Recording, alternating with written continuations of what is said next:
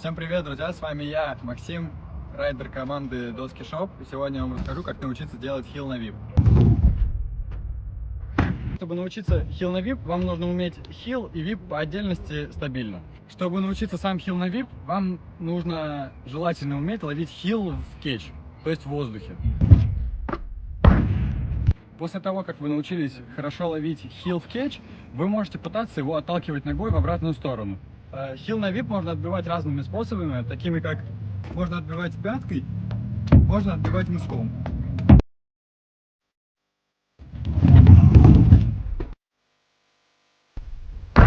После того, как вы поняли, как отталкивать хил в обратную сторону, вы делаете простое движение випа и возвращаете самокат под ноги.